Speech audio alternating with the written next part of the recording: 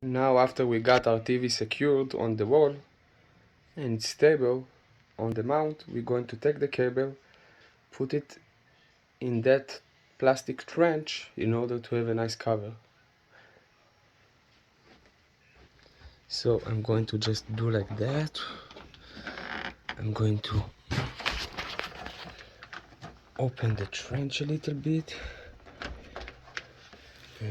put the cable all the way in and the way in, and